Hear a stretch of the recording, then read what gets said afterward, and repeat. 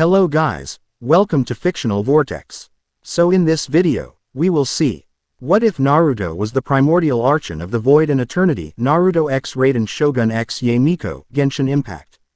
If you enjoy these kinds of stories, don't forget to show us some love by hitting the like button and subscribing to the channel. Your support means the world to us. Now, let's start the story. Chapter 1. Awakening Void. Darkness. Not the absence of light, but the absence of existence itself. Within this perfect court nothingness floated consciousness, ancient, powerful, and incomplete. Time had no meaning here. It could have been seconds or millennia since awareness last stirred. Something called to him, a ripple in eternity, a disturbance in the void. Naruto opened his eyes. Sunlight filtered through a canopy of cherry blossoms, casting dappled shadows across his face. The sensation of physical form returned. With jarring intensity. The rough bark against his back, soft grass beneath his fingers, the scent of salt water and sakura on the breeze. His body felt simultaneously familiar and foreign, like a worn garment long forgotten in storage. Where? The single word emerged as a rasp, his throat unused to speech. Memory came in fragments. A war between gods. 9 spirits of immense power. A choice to divide and disappear. But why? The reason remained shrouded, tantalizingly out of reach. A pulse of energy rippled through the earth beneath him, subtle but unmistakable. Something was wrong with this world. Something that resonated with the power slumbering inside him. Naruto rose to his feet in a single fluid movement, his body responding with inhuman grace despite centuries of dormancy. He wore simple garments, black hakama pants and an orange haori jacket over a mesh undershirt. Emblazoned on his back was a spiral symbol that seemed to shift subtly when not directly observed. In the distance, a village nestled along the coastline, traditional wooden structures with sweeping tile roofs surrounding a grand shrine. Beyond it loomed an imposing island fortress beneath perpetual storm clouds. Inazuma. The name came to his lips unbidden. How did he know this place? A soft rustling sound drew his attention. 50 paces away, partially hidden behind a tree, stood a young woman in a red and white shrine maiden's attire. She wasn't attempting to conceal herself, quite the opposite. She watched him with unabashed curiosity, head tilted slightly, a playful smile dancing at the corners of her lips. "How fascinating," she said, voice melodic and refined. "When I followed the anomaly readings from Grand Narukami Shrine, I expected to find another tear in reality, not a man who radiates void energy like a beacon." Naruto's instincts flared. This woman appeared delicate, even whimsical, but power emanated from her in controlled waves, old power, fox-like and cunning. "You're not human," he stated, the certainty coming from somewhere deep within his fragmented memory. Her smile widened into something genuine. "Neither are you." She stepped forward, movements graceful and deliberate. "I am Guji Yae Miko, head shrine maiden of the Grand Narukami Shrine." She gave a slight bow, pink hair cascading forward. "And you, mysterious stranger, have appeared at a most precarious time." "Naruto," he offered. At least that much he remembered with certainty. "Naruto Uzumaki." "Uzumaki," she repeated, rolling the syllables thoughtfully. Like a whirlpool that draws all things in. Her fox-like eyes studied him with unnerving intensity. "Tell me, Naruto Uzumaki, do you know what you are?" The question hung between them, weighted with implications. Before he could answer, another pull. Sei shuddered through the earth, stronger this time. In the distance, near the village, the air itself seemed to tear open, revealing a glimpse of absolute nothingness. Villagers scattered, their distant cries carried on the wind. "It seems your arrival has triggered something," Yae Miko observed, her playfulness evaporating. "Those void rifts have been appearing with increasing frequency, but never so violently." Without hesitation, Naruto sprinted toward the anomaly, moving with speed that blurred his form. Yae Miko's surprised exclamation faded behind him as the distance vanished beneath his feet. Something about the rift called to him, a fractured piece of himself. The village square had emptied except for a single child, frozen in terror before the pulsating tear in reality. Space warped around the rift's edges. Debris floating upward as if gravity had surrendered its hold. Naruto reached the boy just as the rift expanded, tendrils of nothingness grasping outward. He scooped the child into one arm and leapt backward. landing 20 paces away as the spot they had occupied vanished into the void. "Run to your family," he instructed, setting the wide-eyed boy down. The child hesitated only a moment before bolting toward a woman calling frantically from behind a building's corner. Naruto turned back to the rift, its hungry emptiness familiar in ways he couldn't yet articulate. This was his domain, the void, not emptiness, but infinite potential. Acting on instinct, he extended his right hand toward the anomaly. Golden energy flickered to life around his fingers, forming intricate patterns that resembled both language and mathematical formula. The sensation was both foreign and intimately familiar, like remembering how to walk after a long illness. "Seal," he commanded, and the golden light shot forward. Encircling the rift, the void responded to his touch, recognizing its master. The tear began to shrink, its edges knitting together as reality reasserted itself. But something fought his control. Within the rift's depths, a presence pushed back, hungry and purposeful. Not a natural phenomenon, but something directed. "Interesting technique," came Yae Miko's voice from beside him, somehow unsurprised by his inhuman speed. "But I suspect you'll need more than that. These rifts have been remarkably resistant to the shrine's purification attempts." "This isn't just a rift," Naruto replied, strain evident in his voice as he maintained the sealing technique. "Something's controlling it from the other side." Yae Miko's expression sharpened. "Then perhaps we should introduce ourselves properly." She pulled an ornate paper charm from her sleeve and cast it into the air. The talisman ignited with electric purple energy, transforming into a fox-shaped lightning bolt that streaked into the rift. A discordant shriek echoed from within, and the resistance faltered momentarily. Naruto seized the opportunity, channeling more energy into his seal. Golden chains materialized from his outstretched hand. Plunging into the void, he felt them connect with something solid, and pulled. From the rift emerged a creature of nightmare, a mass of shadowy tendrils surrounding. A mask-like face with empty eye sockets. It writhed against the golden chains binding it, emitting a sound like shattering glass. An abyssal manifestation, Yae Miko observed, her casual tone belied by the surge of foxfire gathering around her fingertips. "Though unlike any I've encountered before. It's familiar," Naruto murmured, fragments of memory stirring. The creature's essence resonated with his own in a discordant harmony. "It carries a piece of something that belongs to me." The realization crystallized as he spoke.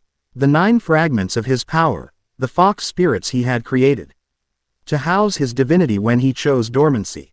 This creature had somehow absorbed or corrupted one. Determination hardened his features. With a gesture, the golden chains constricted, drawing a howl from the abyssal entity. Rather than destroying it, Naruto pulled the chains toward himself, dragging the creature closer. "What are you doing?" Yae Miko asked, alarm evident in her voice. "That thing will devour your essence if given the chance." "No," Naruto replied with absolute certainty. "It's already carrying something of mine. I'm taking it back." As the creature reached him, he thrust his free hand directly into its center mass. Pain lanced up his arm as void energy clashed with void energy. Within the creature's core, something pulsed, orange-gold and fox-shaped, trapped in corruption. "Return," Naruto commanded, his voice resonating with authority that transcended mortal limitation. For a moment, resistance. Then recognition. The fox-shaped energy separated from the abyssal matter, flowing into Naruto's arm like liquid light. The creature shrieked, collapsing in on itself as its stolen power abandoned it. The rift, suddenly unstable without its controller, began to collapse. Naruto stepped back, golden energy coursing through his veins as fragments of memory and power reintegrated with his being. Not everything, just a fraction of what he had once been, but enough to remember his nature. "Primordial Archon of the Void," he whispered to himself as understanding dawned. The rift sealed with a thunderclap of displaced air, leaving only scorched earth where it had manifested. Villagers cautiously emerged from hiding, murmuring among themselves as they regarded the stranger who had banished the anomaly. Yae Miko studied him with newfound intensity, all pretense of casual interest abandoned. "Well," she said finally, "you certainly aren't what I expected to find when I sensed void energy this morning." She took a step closer, unintimidated by the power now visibly shimmering beneath his skin. "What exactly are you, Naruto Uzumaki?" Before he could answer, a change swept through the village. The atmosphere shifted from cautious relief to sudden fear as people scattered from the main road, bowing deeply as they fled to shelter. "The Shogun," someone whispered urgently. "The Shogun comes." In the distance, approaching with measured steps that somehow covered ground with unnatural speed, came a procession of soldiers in ornate armor. At their center walked a woman whose presence commanded the very air around her. Tall and regal, she wore layered kimono beneath plate armor, her violet hair pulled back severely. At her side, a sword pulsed with electric energy that matched the glow behind her eyes. Even at this distance, Naruto could feel her power, divine and absolute, yet fundamentally different from his own. Where his essence encompassed void and the infinite passage of time, hers crackled with electric eternity, the preservation of a single perfect moment. "Ah," Yae Miko sighed, a complex mixture of emotions crossing her face. "It seems we've attracted the attention of Her Excellency, the Almighty Narukami Ogosho, God of Thunder." Despite the formal title, something like fond exasperation colored her tone. Naruto stood his ground as the procession approached. The soldiers formed a perimeter, spears lowered toward him with mechanical precision. The woman, the Shogun, regarded him with eyes that held no human emotion, only divine judgment. "Unregistered anomalous entity," she stated, voice resonant with authority. "You have manifested void phenomena within the Inazuma Shogunate, threatening the eternity of this nation." Her hand rested on her sword's hilt, crackling energy responding to her touch. "Identify yourself and explain your presence, or face immediate elimination." The threat didn't concern Naruto, but something else did, a profound sense of recognition. Not of the woman herself, but of the power she wielded. Electro-energy, yes, but beneath it something more fundamental, a concept of eternity that resonated with half of his own divine nature. "I am Naruto Uzumaki," he answered, meeting her gaze without deference. "As for what I am," he glanced at Yae Miko, who watched the exchange with undisguised fascination. "I'm still remembering that part myself." The Shogun's eyes narrowed fractionally. "Unacceptable response. Your energy signature matches void manifestations that have threatened Inazuman sovereignty. By decree of the Vision Hunt, all unregulated elemental powers must be contained." With blinding speed, she drew her sword, a flash of movement most mortal eyes couldn't follow. The blade cleaved the air where Naruto had stood a millisecond earlier. He reappeared 3 paces to the left, having moved with equal impossible speed. "I don't want to fight you," he said calmly. "Your preferences are irrelevant to eternity." The Shogun adjusted her stance, electricity arcing around her blade. All threats to unchanging eternity must be eliminated. Something about her words struck Naruto as fundamentally wrong. Eternity wasn't about elimination or stasis. It was about enduring through change, not preventing it. The fragment of power he'd reclaimed stirred within him, responding to this perversion of a concept he had once embodied. As the Shogun prepared another strike, Yae Miko stepped between them with casual grace. "Perhaps we might postpone this divine confrontation, eh?" She addressed the Shogun with surprising familiarity. "This particular anomaly just saved an entire village from a void rift that your Tri-Commission failed to detect." For a moment, something flickered behind the Shogun's eyes, a hint of a different consciousness, more human than divine. Then it vanished, replaced by cold calculation. "The Guji speaks truthfully about the void manifestation," she acknowledged. "However, the correlation suggests this entity is the source of the disturbance, not its solution." "Actually," Naruto interjected, "that creature was using stolen power it took from me. There are 8 more fragments out there, and I suspect each one is creating similar disturbances." This caught the Shogun's attention. She lowered her sword a fraction. "Elaborate." Before Naruto could continue, a tremor shook the ground, far stronger than previous pulses. In the distance, beyond the village, the sky itself seemed to fracture as multiple void rifts opened simultaneously. "It seems this conversation will need to continue later," Yae Miko observed dryly. "Unless we'd prefer to debate while Inazuma collapses into nothingness." The Shogun's gaze shifted between Naruto and the distant rifts, calculating probabilities with inhuman precision. "Temporary cooperation is acceptable to preserve eternity," she finally declared. "You will assist in containing these anomalies, then submit to full investigation." Without waiting for agreement, She moved toward the rifts, lightning crackling in her wake. Soldiers looked momentarily confused by this unexpected alliance before falling in behind their god.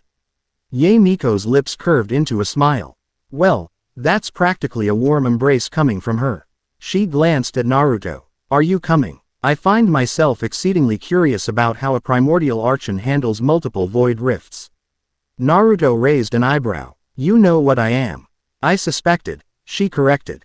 The shrine contains ancient records predating the 7 fragmentary accounts of powers that governed fundamental concepts before the Archon War.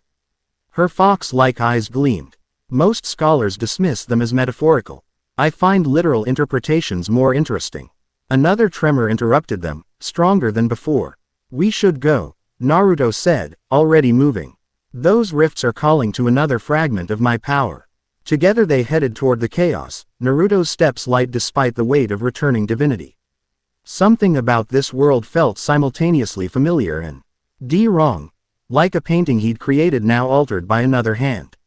The discordance centered around the concept of eternity embodied by the Shogun, a flawed, static understanding that contradicted the eternal flow he once represented. As they crested a hill overlooking a tea plantation, the full extent of the crisis became apparent. 3 massive void rifts had opened above the fields, each pulling surrounding matter upward. Workers fled in panic as reality itself unraveled around them. The Shogun stood between 2 of the rifts, sword raised as she channeled electrical energy to create a barrier. She can't hold them, Naruto observed, noting how the void energy simply absorbed her attacks. Electro can't counter void directly. Then what can? Yae Miko asked. Only void itself. He flexed his hand, golden energy flickering between his fingers. Or someone who commands it. With that, he vanished in a flash of speed, reappearing directly beneath the largest rift. The Shogun's eyes widened, fractionally at his approach, the closest thing to surprise her divine countenance allowed. Your method is ineffective, Naruto stated, not unkindly. You're trying to oppose nothingness with something. But void isn't the absence of energy, it's the potential for all energy. Incorrect, the Shogun responded, though her attacks had indeed failed to close the rifts. These anomalies violate the unchanging nature of eternity. Therefore they must be eliminated. Eternity isn't unchanging, Naruto countered, the words emerging from his rekindled divinity. True eternity flows endlessly, encompassing all change while remaining itself. Quote, something flickered behind her eyes again, recognition, confusion, or perhaps both. Before she could respond, the rifts pulsed in unison, expanding dramatically. A worker who hadn't fled quickly enough was caught in the pull, screaming as he was lifted toward oblivion. Without hesitation, both divine beings moved, the Shogun creating a platform of electro-energy while Naruto produced chains of golden light. Their rescue attempts tangled as they reached the worker simultaneously, nearly causing all 3 to fall into the rift. Coordinate, the Shogun commanded, calculating efficiency. You retrieve while I stabilize. Naruto nodded, allowing her to establish an electrical field that temporarily halted the rift's expansion. His chains wrapped around the worker, pulling him to safety as the man sobbed in terror. Below, Yae Miko guided the rescued workers toward the village, occasionally glancing upward at the divine beings working in reluctant tandem. With the immediate danger addressed, Naruto focused on the rifts themselves.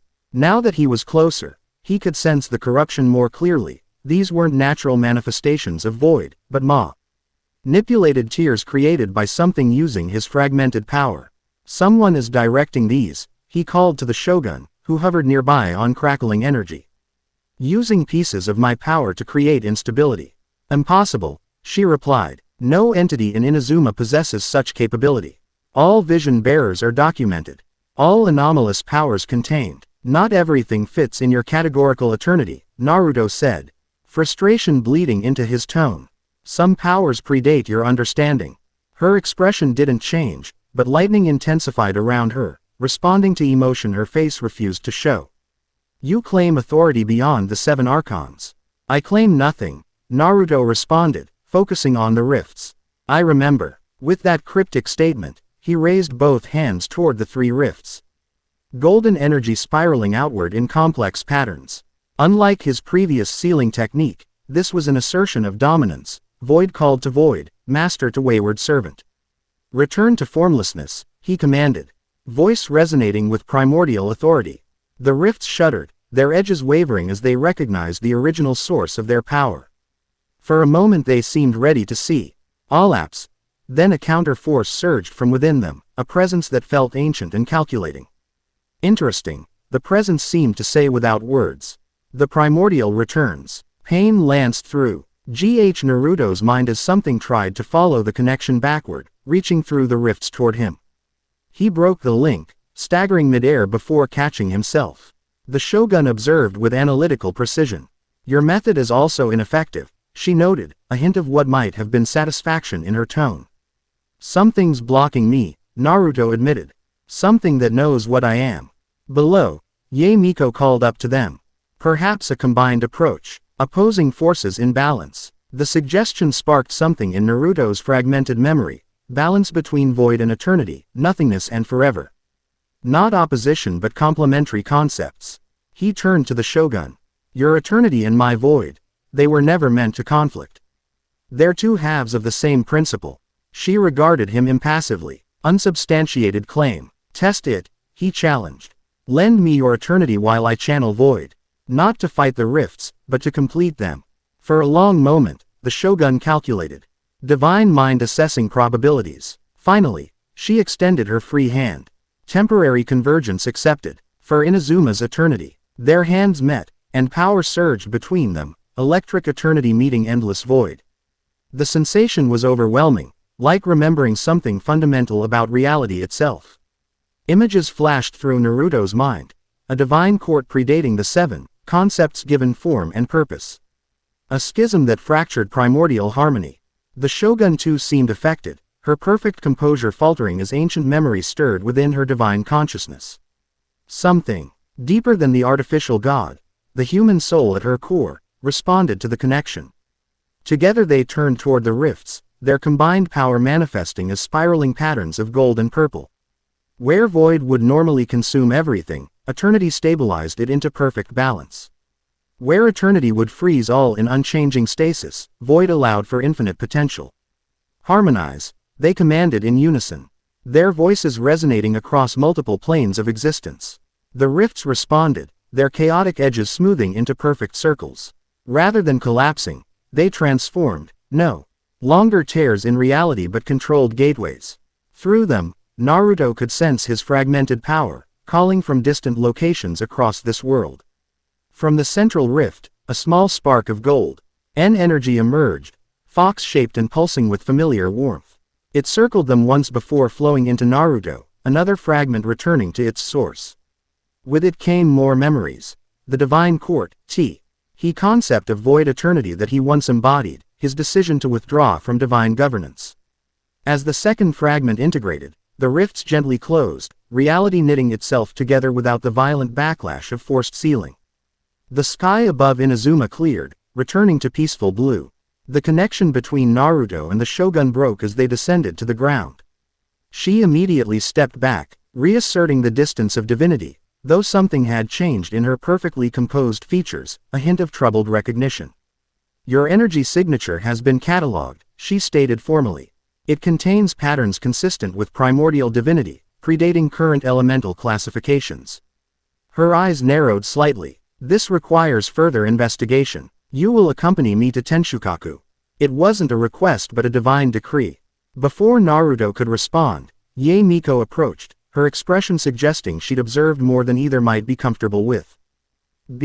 Before you drag our mysterious visitor off for interrogation, she said lightly, perhaps we might first address the rather obvious implications of what just happened. Multiple void rifts appeared, targeting specifically the areas where humans gather, and responded directly to his power. That is precisely why investigation is required, the Shogun replied. Yae Miko sighed dramatically. What my old friend means to say is that you're either the most significant threat to Inazuma's eternity in centuries, or its potential salvation. She smiled at Naruto, the expression not quite reaching her calculating eyes. Either way, I suspect we have much to discuss. Naruto looked between them, sensing centuries of complex history in their interaction. The fragment of power he'd reclaimed pulsed within him. strengthening his connection to this world and his own past. He remembered more clearly now, his role as Primordial Archon of Void Eternity, his decision to divide his power, the 9 Fox's spirits who carried his essence into hiding. Someone was collecting those fragments, using them to create these rifts. Someone who recognized him across the void. I'll come to Tenshukaku, he agreed. But not as a prisoner. What's happening affects more than just Inazuma. These rifts will appear wherever the fragments of my power have been hidden, across all of Teyvat. The Shogun's expression remained impassive, but the lightning around her sword dimmed slightly, the closest thing to acquiescence her programming allowed. Acceptable compromise. You will be designated as a special consultant to the Electro Archon regarding extraterritorial threats. Yae Miko's eyes widened fractionally before her composure returned. My special consultant. That's practically a declaration of friendship coming from you, eh? The designation is pragmatic, not social, the Shogun corrected, though again something human flickered behind her divine mask at Miko's use of the name, eh? Of course, Yae Miko's tone suggested she believed otherwise. She turned to Naruto. Well then, special consultant, shall we proceed to the capital? I find myself exceedingly curious about these fragments of power you mentioned, and what they might tell us about the true history of the divine in Teyvat. As they began the journey toward Inazuma City, with the Shogun walking precisely 3 steps ahead and her soldiers forming a perimeter, Naruto felt the weight of divine purpose settling once more upon his shoulders. 2 fragments reclaimed, 7 more scattered across the world, each one holding not just power, but memory, pieces of himself and knowledge of why he had chosen to abdicate his role in the first place. Something had changed in the cosmic order during his absence, a fundamental distortion in how eternity itself was understood. The Shogun's concept of unchanging stasis contradicted everything he remembered about the true nature of eternal existence. That wrongness pulled at him, demanding correction. Yae Miko fell into step beside him, her casual grace belying the keen intelligence in her eyes. So, she said quietly, ensuring the Shogun wouldn't overhear, a Primordial Archon walks among us again. I've read the fragmentary texts, you know, accounts of concepts given divine form before the 7 established their dominions. Naruto glanced at her, reassessing. You're more than you appear. As are you, she returned smoothly. The texts mention a divine entity who governed both nothingness and infinite time, the void eternal, whose domain encompassed both destruction and perpetuity. Her voice dropped further. They also mention this entity's departure causing a schism in how later divinities understood these concepts. Separation rather than unity. Ahead, the Shogun maintained her perfect pace, seemingly oblivious to their conversation. Yet Naruto sensed her divine awareness extending backward, cataloging every word. The fragments of my power, he explained carefully, were divided into 9 fox spirits for safekeeping. Each contains not just energy, but understanding, pieces of how reality was meant to function. And someone is gathering them, Yae Miko concluded. Using them to create these rifts. How fascinating. Her expression turned serious. The question becomes, who among current powers would benefit from collecting primordial understanding? The Fatui, the Abyss, or someone even older? The question hung between them as they crested a hill, revealing Inazuma City in the distance, a collection of elegant structures surrounding the imposing silhouette of Tenshukaku. Storm clouds gathered perpetually above the palace, manifestation of the Electro Archon's vigilant presence. Eternity awaits your explanation, the Shogun announced without turning, a pair. NTLY concluding their journey had provided sufficient time for consultation. We have arrived. Indeed, they had somehow crossed what should have been hours of travel in mere minutes, divine power bend. Ing space and time in service to efficiency. The soldiers seemed unaffected by this divine shortcut, accustomed to their god's manipulation of physical laws. As they approached the city gates, citizens bowed deeply before the Shogun. Their expressions mixing reverence with fear. The Vision Hunt decree had created a society where divine power was simultaneously worshipped and dreaded. Naruto observed this with growing concern. This wasn't how divinity was meant to interact with humanity, not through fear and absolute authority, but through guidance and balance. Another memory fragment surfaced. The divine court's principle of complementary governance, gods serving concepts rather than ruling populations. Tenshukaku loomed before them, its multiple stories rising toward the lightning-laced clouds.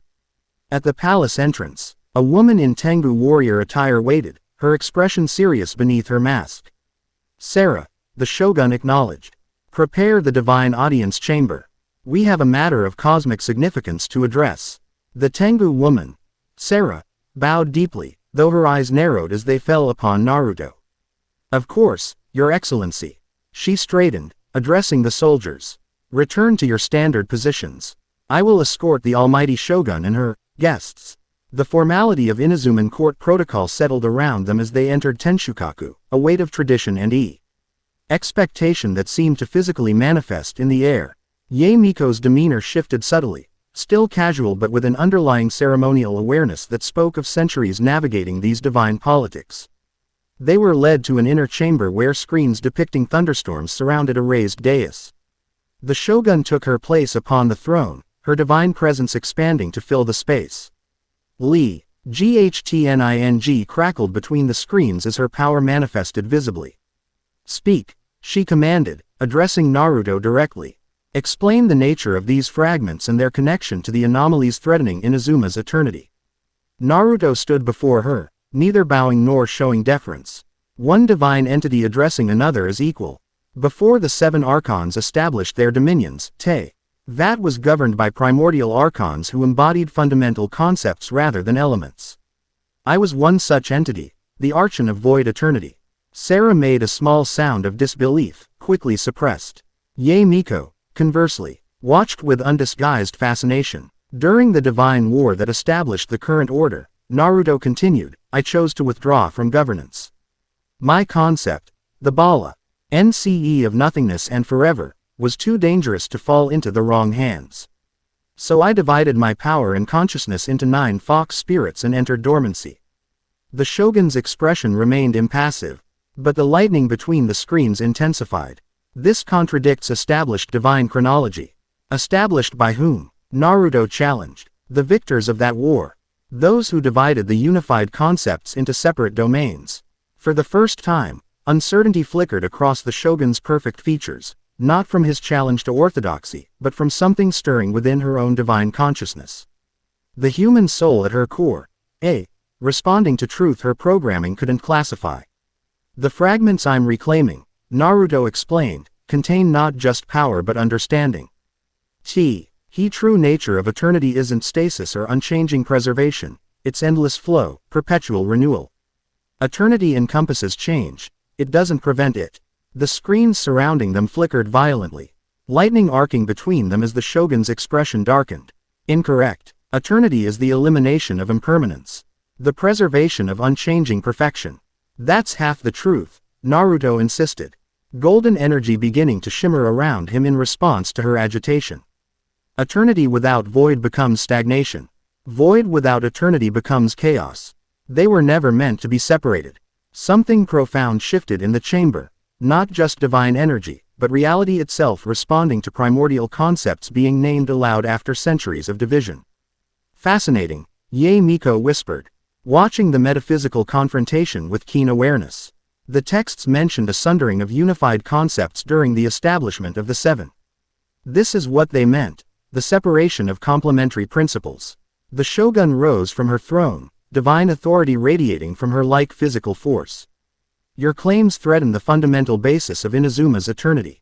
This cannot be permitted. I don't threaten your eternity, Naruto responded calmly. I offer its completion. The fragments of my power being misused to create those rifts, they're searching for their counterpart. They're searching for you, or what you represent. This statement landed with physical impact. The screens surrounding them shattered as the shogun's perfect composure finally broke. Not in anger, but in revelation. Divine recognition transcending programmed parameters. For a moment, her form seemed to waver, the artificial god giving way to something more human. Violet eyes softened, divine mask slipping to reveal confusion, recognition, and ancient pain. Yae Miko said gently, using the name of the human soul rather than the divine puppet. You remember something, don't you? The shogun, or through her, stared at Naruto with new awareness. Before the Archon War, she said slowly, voice losing its artificial perfection. Before the 7, there was harmony of opposing forces. Balance rather than dominance. Naruto nodded, recognition flowing between them.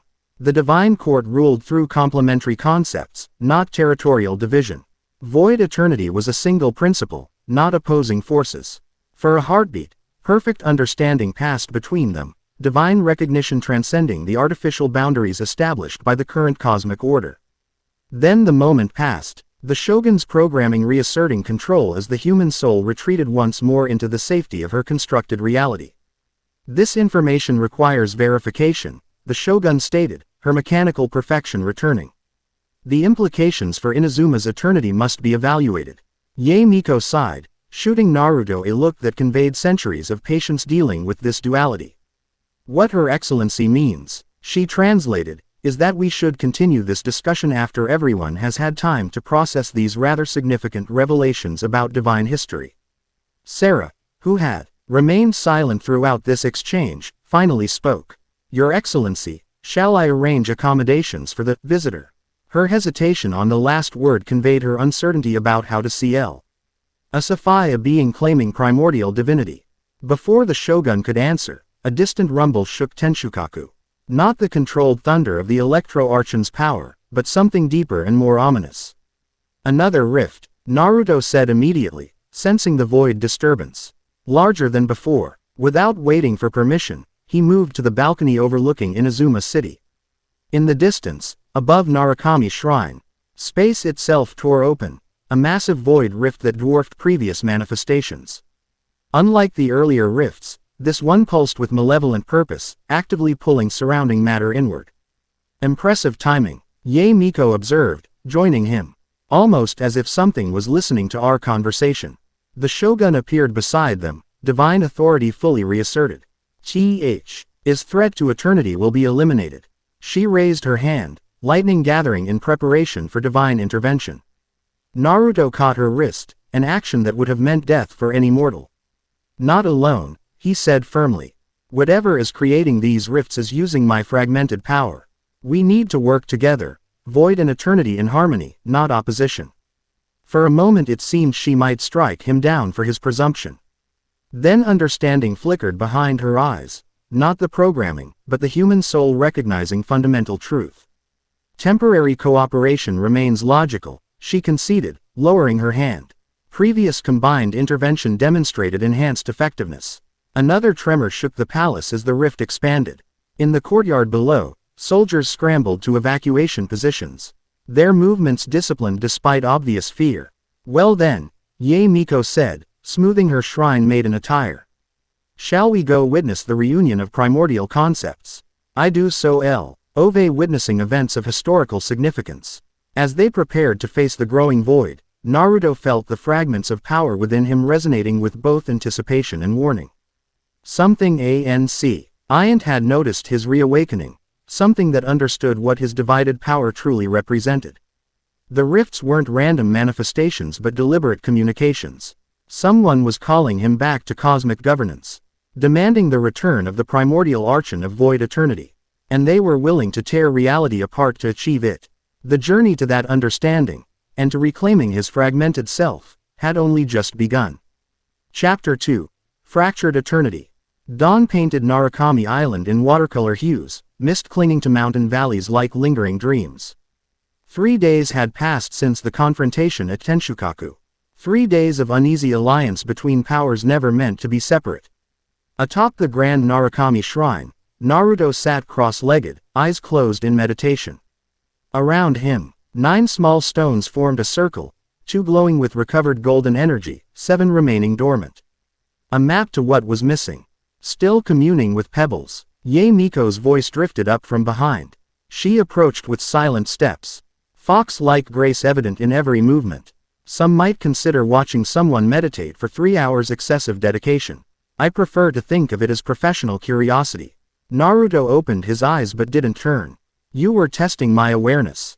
Among other things, she settled beside him, arranging her shrine maiden attire with practiced precision. Morning light caught in her pink hair, creating the illusion of sakura blossoms. Tell me, how does a primordial Archon spend 3 days of enforced diplomatic house arrest? Besides intimidating small rocks, remembering, he answered simply. Miko leaned forward, genuine interest replacing her habitual playfulness. And what does one who predates history remember? Naruto studied the dormant stones, each representing a fragment of his scattered power. Fragments, moments, the divine court before the seven. The decision to divide my essence. He frowned. But not why. That memory remains elusive. How inconvenient. Miko traced a finger along one of the dormant stones. Though perhaps not surprising, if your fragmentation was tied to the establishment of the current divine order, certain parties might prefer those memories remain buried. Before Naruto could respond, footsteps approached, light and measured, with the deliberate grace of nobility. A woman in elegant blue and white kimono appeared at the shrine steps. Her movement so pristine it seemed choreographed. Long blue-black hair framed a face of perfect composure that nonetheless couldn't hide the gentle warmth in her eyes. Guji Yae, she greeted with a formal bow. I hope I'm not intruding. Ayaka Kamisato. Miko's smile held genuine fondness. The Shirasagi Himegimi honors our humble shrine. To what do we owe this unexpected pleasure? Ayaka's gaze shifted to Naruto, curiosity briefly overcoming propriety. The Shogunate has called a special commission regarding the anomalies. As representative of the Yashara Commission, I was asked to. She paused, choosing words carefully. To escort our distinguished visitor to Tenshukaku. Naruto stood in a fluid movement that contained too much grace for a mere mortal. The action drew Ayaka's gaze, her composed expression slipping momentarily into unguarded wonder. You're staring, Ayaka dear, Miko observed with barely concealed amusement. Color touched Ayaka's cheeks. Forgive me, I've heard the accounts from Rito village. They say you commanded the void itself. That you and Her Excellency worked in harmony where even the Tri-Commission failed. The stories improve with each telling. Naruto replied, gathering the 9 stones into a small cloth pouch. Soon they'll claim I created the sacred Sakura with a gesture. Could you? Ayaka asked with unexpected directness. The question hung between them, sincere rather than challenging. Miko watched their interaction with the calculated interest of someone collecting valuable data. Creation isn't Void's primary nature. Naruto finally answered, but neither is destruction its only purpose. Void is possibility, the space in which all things may exist or cease. Something in his explanation resonated with Ayaka. Her eyes widened slightly, scholarly interest replacing polite curiosity. Like the blank space in poetry that gives meaning to the words. Precisely. Naruto smiled, surprised and pleased by her insight. The emptiness that defines the form. How delightfully philosophical, Miko interjected, rising gracefully. But perhaps we shouldn't keep Her Excellency waiting.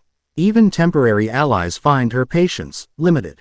As they descended from the shrine, Naruto noticed the subtle changes in Inazuman daily life since his arrival. Shrine maidens whispered behind sleeves as they passed. Samurai guards watched with wary respect rather than hostile suspicion. Word had spread of the stranger who commanded Void yet worked alongside the shogun. The people seem less afraid today, he observed. Ayaka nodded, walking with perfect posture beside him. The Vision Hunt decree has been temporarily suspended in Narukami district while the anomalies are investigated. People see it as a sign that Her Excellency may be reconsidering her approach to eternity. A single withered branch doesn't indicate spring, Miko cautioned, though her tone suggested she too saw significance in the shogun's uncharacteristic flexibility. They walked in thoughtful silence through the forested path leading toward Inazuma City. Cherry blossoms drifted around them, creating transient patterns that disappeared with each breeze, impermanence made beautiful by its very ephemeral nature. Miss Kamisato, Naruto said after a time. You represent one of Inazuma's commissions. What's your view on eternity? Ayaka's pace faltered almost imperceptibly. The question was politically dangerous, potentially treasonous under normal circumstances. Yet something in Naruto's presence invited honesty beyond protocol. Officially, she began carefully. The Yashara Commission serves the shogun's vision of unchanging eternity through cultural preservation. And unofficially, Naruto pressed gently. Ayaka glanced at Miko, who offered an encouraging nod. Taking a breath, she spoke with quiet conviction. I believe what endures is not unchanging stone, but flowing water. Our traditions survive not because we freeze them in place, but because each generation renews them with fresh understanding. Her words resonated with Naruto's fragmented memories of true eternity, not static preservation but enduring renewal. This young noblewoman understood instinctively what the shogun had forgotten. A dangerous perspective, he noted, under current governance. A hint of defiance flashed beneath Ayaka's composed exterior. Some truths are worth the risk of speaking. Their conversation paused as they reached Inazuma City's main gate. Soldiers stood at attention, bowing as they recognized the Shirasagi Himegimi and the Guji. Their eyes lingered on Naruto with undisguised curiosity. The city beyond pulsed with controlled energy, merchants calling wares, craftsmen working with methodical precision, citizens moving with purpose. Yet beneath this orderly surface, Naruto sensed something constrained, a vibrance diminished by fear of change. Beautiful, he murmured, but brittle. Ayaka caught his meaning immediately. When nothing bends, everything eventually breaks, she agreed softly. That's what the vision hunt has taught us. As they approached Tenshukaku, the weight of divine authority pressed down like physical atmosphere. Storm clouds perpetually circled the palace, occasional lightning illuminating its imposing architecture. At the main entrance, a familiar Tengu warrior awaited. Kuju Sera, Miko greeted cheerfully. Still maintaining that perfect posture. One might think you're trying to impress someone. Sera's expression remained professionally neutral despite the teasing. The almighty shogun awaits in the strategic chamber. The situation has evolved. Something in her tone alerted Naruto. Another void manifestation. Not in Inazuma, Sera replied, leading them through Tenshukaku's ornate corridors. Reports have come from beyond our borders. Mondstadt and Liu both report similar anomalies. This confirmed what Naruto had suspected, his fragmented power scattered across Teyvat rather than concentrated in any single nation.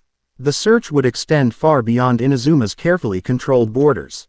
The strategic chamber occupied Tenshukaku's eastern wing, its LLS lined with detailed maps of known territories. The shogun stood before the largest display, lightning occasionally crackling around her still form as she processed information with divine calculation. Beside her, a communication device of advanced design projected images of distant locations. Approach, she commanded without turning. The projection showed a plaza in what appeared to be a European-inspired city. A void rift hovered above a statue of freedom, its destructive pull held at bay by barriers of anemo energy maintained by knights in distinctive uniform. At their center, a tall man with blonde hair tied in a practical ponytail directed the defense with calm authority. Mondstadt, Ayaka whispered, acting Grand Master Jean Gunhilder. The anomaly appeared 26 hours ago, the shogun stated. Consistent with previous manifestations in energy signature and behavior. Attempting to consume surrounding matter while searching for something specific. A second image appeared, a harbor city of Eastern design, where mercantile vessels shared space with elaborate pavilions. Here, a void rift had opened above a massive jade structure. Constructs of geo-energy contained it, while evacuation proceeded with remarkable efficiency. Liu Harbor, Sera explained. The Tianquan Ningguang has deployed adeptal defenses and requested information regarding Inazuma's encounters with similar phenomena. Naruto studied both projections, sensing the resonance between these distant rifts and his fragmented power. Two more pieces of himself, calling across nations. They're looking for me, he stated. Or more precisely, for the fragments I've already reclaimed. The shogun finally turned, her perfect features betraying no emotion beyond divine assessment. Your theory suggests these manifestations will continue appearing wherever these fragments are located. This presents a multi-regional security concern beyond Inazuma's jurisdiction. You're considering cooperation with other nations, Miko observed. Genuine surprise in her tone. How uncharacteristically flexible of you, The name again, rather than shogun, referencing the human soul behind the divine puppet. Something flickered across the Raiden's perfect features, too quick to interpret. Pragmatic assessment indicates isolated response as inefficient, she replied mechanically. Coordination with external authorities is temporarily expedient to address multi-regional threats. Naruto understood the significance behind this clinical explanation. The isolationist shogun, who had sealed Inazuma's RDERS and restricted all outside influence, now proposed international cooperation. The void rifts had accomplished what diplomacy could not. I need to go to them, he said. The fragments will respond to my presence. The closer I am, the more control I can exert over the rifts. Leaving Inazuma presents security concerns, Sarah interjected. How do we know these rifts aren't manifestations of your power rather than responses to it? A valid strategic question, but Naruto sensed the protective instinct beneath it. Sarah's loyalty to the Shogun extended to protecting Inazuma from all perceived threats, including potentially him. Before he could answer, Ayaka spoke with diplomatic precision. The Kamisato clan would be honored to serve as diplomatic liaison in this matter. As representative of the Yashara Commission, I could accompany our distinguished visitor to ensure Inazuma's interests are represented. The offer surprised everyone present, especially Ayaka herself, judging by the momentary widening of her eyes following her declaration. Yet her composure remained perfect, betraying no uncertainty once the words were spoken. An interesting proposal, Miko mused, giving Ayaka an praising look that mixed approval with curiosity. Though I imagine the acting Grand Master and the Tianquan might prefer direct communication with our void expert rather than diplomatic filtering. The Shogun considered for precisely 4 seconds. Acceptable compromise. Kamisato Ayaka will serve as Inazuma's representative. Guji Yae will accompany as divine emissary to assess theological implications. Uzumaki Naruto will provide technical expertise regarding void phenomena. Her gaze fixed on Naruto with unnerving intensity. However, a direct representative of Inazuman divine authority Mu Saint also participate to ensure compliance with Eternity's principles. Lightning crackled around her form, coalescing into a small electrical sphere that floated before her. The energy pulsed, expanded, and transformed, taking humanoid shape until a miniature version of the Shogun hovered before them, no larger than a child's doll yet radiating unmistakable divine presence. This fragment of my consciousness will accompany you, the Shogun explained. It will observe, report, and if necessary, intervene should actions contradict Eternity's preservation. Sarah looked as surprised as everyone else by this unprecedented development. Your Excellency, creating a separated consciousness has never been. Circumstances require adaptation, the Shogun interrupted, though something in her tone suggested this decision came not from the puppet's programming but from Yae herself. Division of attention is temporarily acceptable to address multiple threat vectors. Naruto studied the miniature Shogun with fascination. Not merely a construct but a genuine fragment of divine consciousness, Yae had created her own version of his fox spirits, though with seemingly different methodology. When do we depart? He asked, already calculating the most efficient route to reach both nations. Immediately, the Shogun replied. Transportation has been arranged through diplomatic channels. You will first address the Mondstadt anomaly. Then proceed to Liu. The fragmentation of your power presents a cascading threat pattern that must be systematically addressed. As they prepared to depart, Naruto noticed Ayaka's barely contained excitement beneath her formal exterior. For the sheltered noblewoman, this mission represented more than diplomatic duty, it offered glimpses of the world beyond Inazuma's isolated shores. Miko noticed as well, leaning close to whisper in Ayaka's ear. My, such eagerness to escort our mysterious friend. One might suspect motivations beyond diplomatic protocol. Ayaka's cheeks colored slightly, but her response carried dignified certainty. Inazuma needs fresh perspectives, Guji Yae. As do we all. Her gaze drifted to Naruto as she spoke, lingering with unguarded interest before propriety reasserted itself. The brief connection wasn't lost on Miko, whose fox-like smile suggested this development aligned with some private calculation. The journey to Mondstadt required crossing the storm barrier surrounding Inazuma, no simple task given the Shogun's previous isolation policies. Yet with divine authorization, diplomatic vessels had been prepared to navigate the perpetual tempest. As they boarded the sleek ship designated for their passage, Naruto felt an unfamiliar sensation, anticipation mixed with concern. Each fragment he reclaimed restored more of his memory, more of his divine understanding. Yet the central question remained. Why had he chosen division in the first place? What cosmic threat had been significant enough for a primordial Archon to abandon governance? The answer awaited somewhere beyond Inazuma's thundering shores. Mondstadt embraced freedom like a religious principle. Unlike Inazuma's controlled precision or Liu's commercial structure, the city of freedom breathed with spontaneous energy, citizens moving in patterns dictated by individual choice rather than collective protocol. Jean Gunhilder, acting Grand Master of the Knights of Favonius, observed the void rift from Mondstadt's central plaza with disciplined concern. For 3 days, knights had maintained anemo barriers around the phenomenon, preventing its expansion while evacuating surrounding districts. 3 days of continuous duty with minimal rest. Exhaustion pulled at her shoulders like physical weight, though her posture remained impeccable, a leader showing no weakness her subordinates couldn't afford. Grand Master, a knight approached, saluting crisply. The diplomatic vessel from Inazuma has arrived at the lower harbor. The delegation requests immediate audience regarding the anomaly. Jean nodded, blonde hair shifting in the perpetual breeze that accompanied her anemo vision. Escort them directly to the plaza. Time is not our ally in this matter. As the knight departed, Jean allowed herself a moment of private uncertainty. Inazuma had maintained strict isolation for years under the Raiden Shogun's decree. For the Electro Archon to suddenly offer cooperation suggested the situation exceeded even divine calculation. Reports had reached Mondstadt of similar anomalies in Inazuma, rifts in reality that defied conventional elemental classification.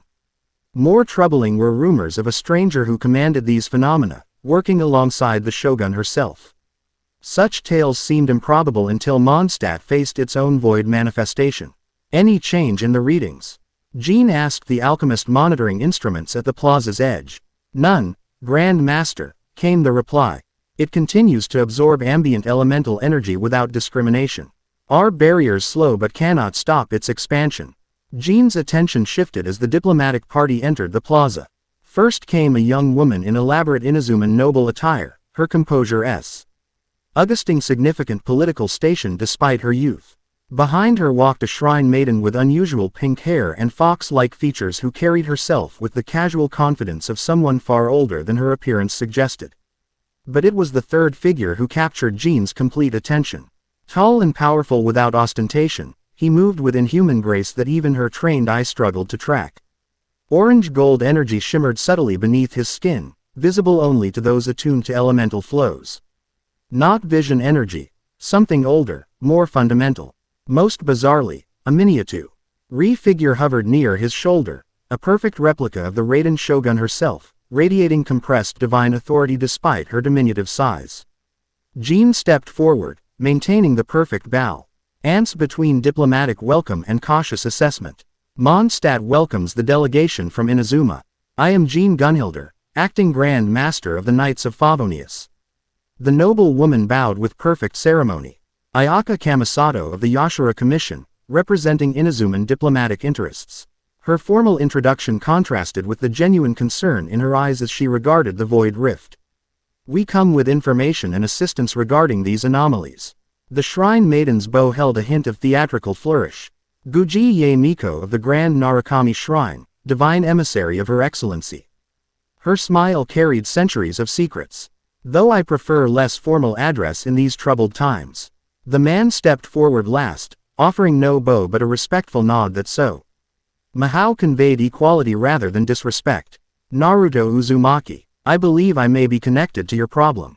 Jean's diplomatic training prevented visible reaction, but her mind processed multiple implications simultaneously. This stranger claimed connection to a phenomenon that threatened her city, yet carried himself with the confidence of someone offering solution rather than confession. Connected how, precisely? She asked, direct without accusation. Before Naruto could answer, the miniature shogun spoke, her tiny voice carrying divine resonance that belied her size. The anomaly responds to his elemental signature. Similar manifestations in Inazuma were stabilized through his intervention. Jean processed this unexpected development, the Electro Archon's proxy speaking in support of this mysterious foreigner. Either Inazuman politics had undergone radical transformation, or the threat truly transcended national concerns. Then we welcome your assistance, Jean decided, practicality overriding caution. Our barriers cannot contain this phenomenon indefinitely. She led them closer to the rift, where knights strained to maintain anemo shields against its growing pull. Unlike conventional elemental manifestations, this tear in reality seemed to hunger, consuming energy rather than releasing it. It appeared 3 days ago, Jean explained. Without warning or apparent cause. We evacuated the surrounding district immediately, but 4 citizens were caught in its initial expansion. Her voice tightened slightly. We were unable to recover them. Naruto studied the rift with recognition rather than surprise. It's searching, he stated, reaching into a pouch at his side to withdraw a small stone that pulsed with golden energy. For this, Jean sensed the power contained within that unassuming pebble, ancient energy that resonated with the rift's signature. You possess similar energy to what threatens my city, she observed, hand instinctively moving toward her sword. I would appreciate clarity before we proceed further. Yae Miko's amused voice interrupted the growing tension. Perhaps we might save the interrogation until after preventing Mondstadt from being consumed by nothingness. Priorities. Acting Grand Master. Naruto held Jean's gaze without defensiveness. I understand your concern. The short explanation is that fragments of my power were scattered across Teyvat. Someone or something is using those fragments to create these rifts, either searching for the remaining pieces or for me. And you are? Jean left the question deliberately open. Complicated, he replied with unexpected honesty. But currently your best option for closing that rift without further casualties. A knight approached in urgency. Grand Master, the eastern barrier is failing. Indeed, the anemo shield protecting Mondstadt's eastern district flickered as knights struggled to maintain concentration after days of continuous effort. The rift pulsed, expanding toward the momentary weakness. Decision time collapsed to seconds. Jean assessed risks with battlefield efficiency, trust this stranger or maintain failing protocol while citizens remained in danger. What do you need from us? She asked, committing to the only logical course. Relief flickered across Naruto's features, not for himself but for those he might now help. Space to work in your knight's county. Nude containment for approximately 3 minutes. After that, either the rift will be sealed or expanded defenses won't matter. Jean nodded sharply, turning to reorganize her knights. Concentrate remaining strength on the eastern barrier. I'll reinforce the northern approach personally. As knights moved with disciplined efficiency, Jean gathered her anemo energy, creating swirling currents that strengthened the northern barrier. From this position, she could both contribute to containment and observe the stranger's methods. Naruto approached the rift directly, standing where void energy pulled most strongly. The miniature shogun hovered near him, observing with divine calculation while Yae Miko and Ayaka maintained respectful distance. Golden energy manifested around Naruto's hands, not elemental power as Jean understood it, but something that predated current classifications. He reached toward the rift, not fighting its pull but seemingly communicating with it. I know what you're searching for, he said, voice carrying authority that transcended human limitation. I am here. The rift pulsed in response, its chaotic edges stabilizing slightly. Within its depths, something shift. Awareness rather than mindless hunger. Recognition. Jean maintained her barrier while watching in fascination as Naruto extended both hands, golden chains manifesting from his palms. Unlike conventional elemental constructs, these seemed to exist between reality and concept, physical yet fundamentally metaphysical. The chains plunged into the rift's center, eliciting a sound like crystal chimes. Naruto pulled steadily, not forcing but inviting. From within the void emerged a small fox-shaped energy construct, orange-gold and pulsing with the same power contained in his stone. Return, he commanded simply. The fox spirit circled him once before flowing into his chest like liquid light. The moment it integrated, the rift's aggressive expansion halted.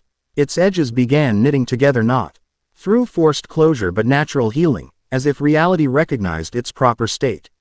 As the rift sealed completely, Naruto staggered slightly, the only indication that the process required significant effort. Jean dismissed her anemo barrier, approaching with cautious respect rather than her previous suspicion. That was, she searched for appropriate terminology, impressive, and concerning in equal measure. Naruto straightened, new energy flowing beneath his skin as the reclaimed fragment integrated with his being. Thank you for trusting me enough to try, he said with genuine gratitude. Not everyone would have given a stranger that opportunity. Something in his sincerity resonated with Jean, a leader who understood the weight of responsibility for others' lives. Her diplomatic reserve softened slightly. Mondstadt values freedom, including the freedom to offer assistance without excessive questioning, she replied. Though now that the immediate danger has passed, I would appreciate that longer explanation. Yae Miko approached, her expression suggesting she had observed more than just the rift closure. Perhaps somewhere more comfortable. Divine revelations and existentia. Explanations are best discussed over proper refreshment. The Knight's headquarters has adequate facilities, Jean offered, and privacy for sensitive matters. As they walked from the plaza, citizens emerged from shelter, cheering the Knights while regarding the foreign delegation with curious gratitude. Jean noticed how Naruto acknowledged their thanks with humble discomfort, not the reaction of someone who had orchestrated the crisis for recognition. The miniature shogun floated silently beside him, occasionally sparking with electrical energy whenever citizens approached too closely. Her protective positioning seemed almost possessive, unusual behavior for what should be merely a divine observation construct. At headquarters, Jean led them to a tactical room normally reserved for senior knights. Maps of Mondstadt and surrounding territories lined the walls, with a large table dominating the center. After requesting refreshments from staff, she closed the doors, ensuring privacy. Now, she began, professionalism tempered with genuine curiosity. I believe you mentioned fragments of power scattered across Teyvat. Naruto nodded, withdrawing 3 stones from his pouch, each pulsing with golden energy. 3 reclaimed, including the one from your rift. 6 remain scattered, perhaps introductions before cosmology, Yae Miko suggested, settling into a chair with casual grace. Our friend here is what scholars might call a primordial archon, predating the 7 who currently govern Teyvat's elements. Jean's disciplined composure faltered momentarily. Predating Lord Barbados, the concept challenged fundamental Mondstadt theology. Predating the division of governance into 7 elemental domains, Naruto clarified. Before the Archon War, Teyvat was governed through conceptual principles rather than territorial elements. The miniature shogun spoke, her tiny voice carrying divine authority. Historical records in the Inuzuman Divine Archive confirm the theoretical existence of pre-elemental governance. Though specific details were expunged during the establishment of the 7. Expunged by whom? Jean asked, tactical mind immediately identifying the significance. An excellent question, Yae Miko replied with fox-like appreciation for Jean's perception. One might wonder why current divine powers would prefer earlier cosmic arrangements be forgotten. Ayaka, who had remained diplomatically silent during the technical discussion, spoke with unexpected insight. Because separation serves certain interests better than unity. 7 domains create bounda, rise where one unified understanding would not. Jean considered the implications with the strategic assessment of a knight captain. If Teyvat's current divine structure had been preceded by conceptual governance, the entire foundation of elemental understanding shifted. Not 7 separate powers but aspects of unified principles, artificially divided. And you governed, she prompted Naruto. Void and eternity, he answered. Not as opposing forces but complementary aspects of the same principle. The nothingness that permits all possibility, and the endless continuity that sustains it. Song. Everything in this explanation resonated with Jean's practical understanding. Freedom, Mondstadt's guiding principle, required both space to choose, void, and continuity to make those choices meaningful, eternity. Why divide your power? She asked, cutting to the strategic heart of the matter. What threat warranted such a significant withdrawal from governance? Naruto's expression clouded. That memory remains fragmented. Each piece I reclaim restores more understanding, but the central reason eludes me. His frustration was evident. Someone wanted the unified principles divided. Someone powerful enough that concealing my essence seemed the only option. And now someone is using those hidden fragments to create rifts, Jean concluded. Searching either for the remaining pieces or for you directly. Yes, Naruto confirmed, but with each fragment I reclaim, my control over void energy increases. Eventually I should be able to locate the remaining pieces without waiting for rifts to manifest. Jean processed this information with methodical thoroughness, weighing risks against potential benefits. Allowing this self-proclaimed primordial archon to reclaim power presented unknown consequences. Yet the immediate threat of void rifts demanded practical action. Mondstadt will offer assistance, she decided. If these anomalies threaten citizens under my protection, cooperation serves our interests. Her green eyes studied Naruto with professional assessment. Do you sense any other fragments within Mondstadt's territory? Naruto closed his eyes briefly, focusing on some internal awareness. One more, he confirmed. North of the city, in mountainous terrain. Dragonspine, according to your maps.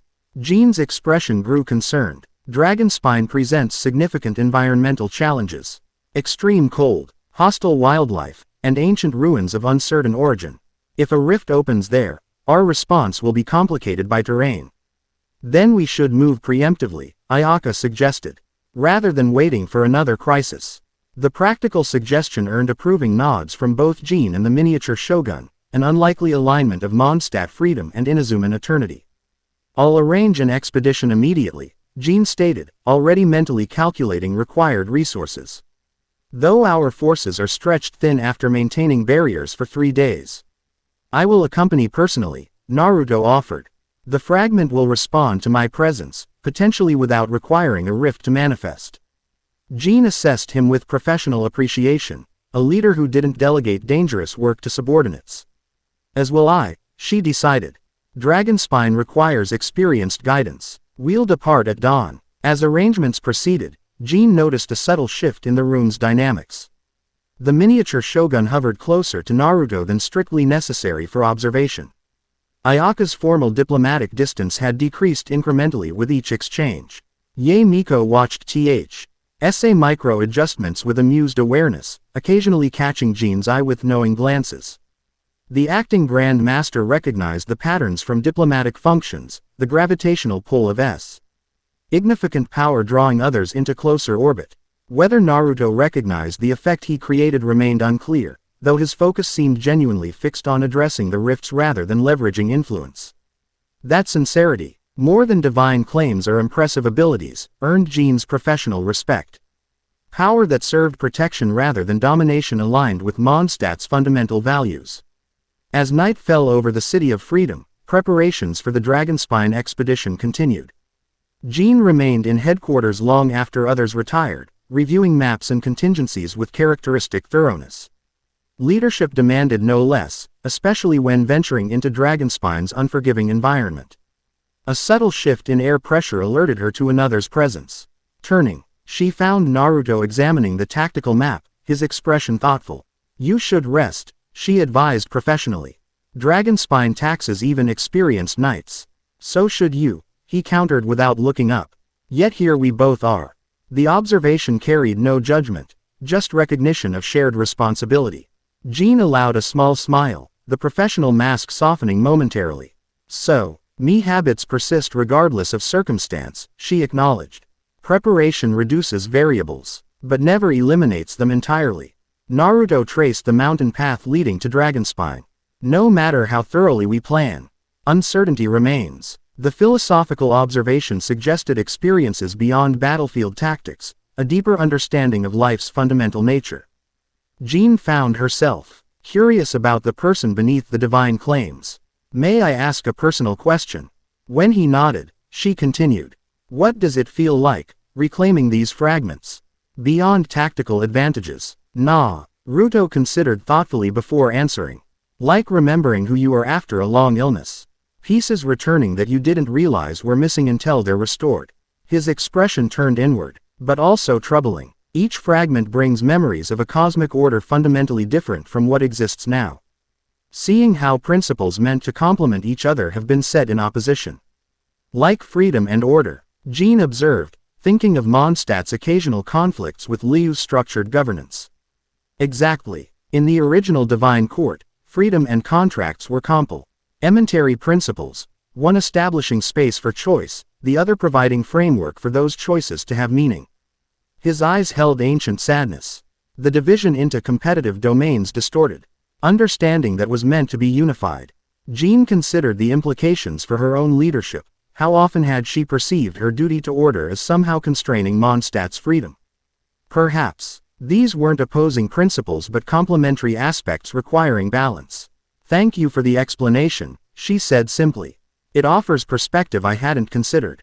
As Naruto turned to leave, allowing her to complete preparations, Jean found herself reassessing initial impressions. Beyond the extraordinary abilities and divine claims lay a thoughtful perspective that resonated with her own commitment to protective service.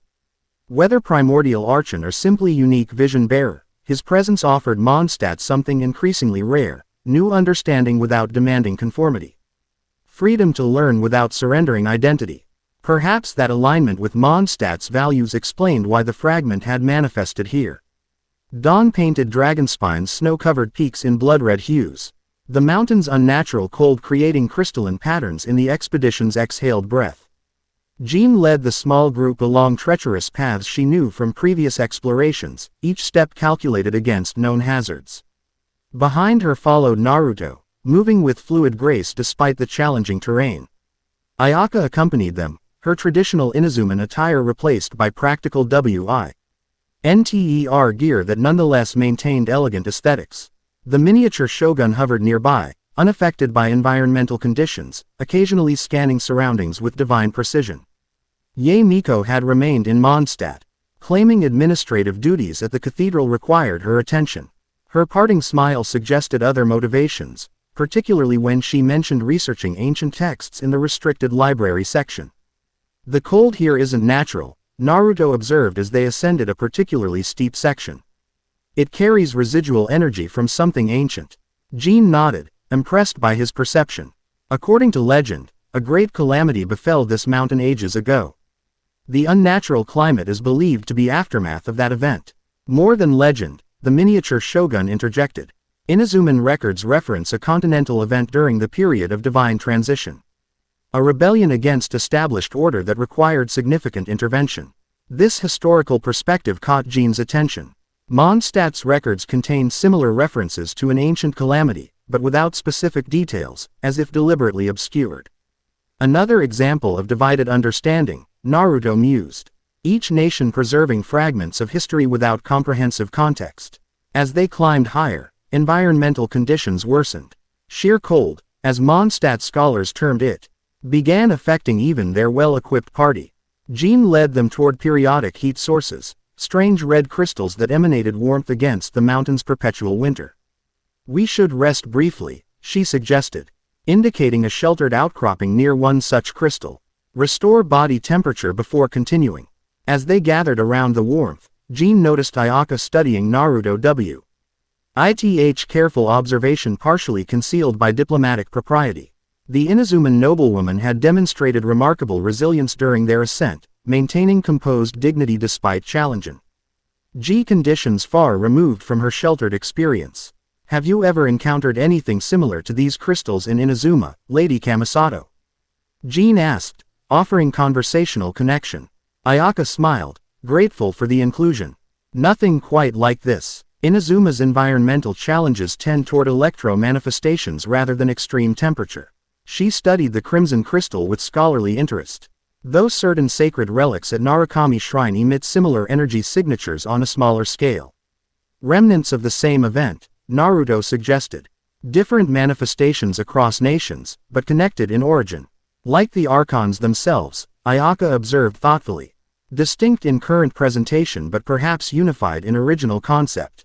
Her insight impressed Jean, who recognized the diplomatic skill behind the observation, connecting their immediate situation to larger philosophical questions without directly challenging existing theology. The miniature shogun's reaction proved more interesting. Her tiny features showed momentary disruption, as if Ayaka's comment had triggered processing conflict within her divine algorithms. Speculation without sufficient historical verification, she stated. Though her usual mechanical certainty wavered slightly. Current divine classification is optimized for regional governance.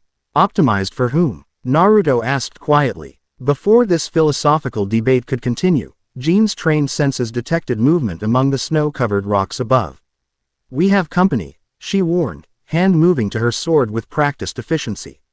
Figures in distinctive white uniforms emerged from concealed positions, at least 8 surrounding their small party. The emblem on their attire identified them immediately to Jean's experienced eye. Fatui, she stated, tension evident in her controlled voice. Quite far from your authorized diplomatic territories. A man stepped forward, his face concealed behind a distinctive mask. Acting Grand Master, what an unexpected pleasure. His tone suggested the opposite. Mondstadt, Inazuma, and, he paused, studying Naruto with unsettling intensity.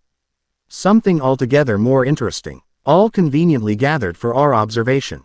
Jean maintained professional diplomacy despite her instinctive dislike for Fatui operations. This expedition has been properly registered with all relevant authorities. State your business on Mondstadt territory. The Fatui agent's attention remained fixed on Naruto. Our business concerns anomalous energy signatures recently detected across multiple nations. Signatures remarkably similar to what your companion appears to be radiating. His head tilted slightly. The Saritsa would be most interested in discussing these developments. The miniature shogun sparked with electrical displeasure. Inazuman interests supersede external claims. This entity operates under Electro-Archon authority. How fascinating, the agent replied. The Raiden Shogun suddenly interested in international cooperation. One might wonder what could possibly motivate such an unprecedented policy shift. Naruto stepped forward, golden energy subtly shimmering beneath his skin. Your surveillance is comprehensive, he acknowledged. But your understanding is incomplete. These rifts threaten all nations equally. Do they? The agent's voice carried knowing skepticism.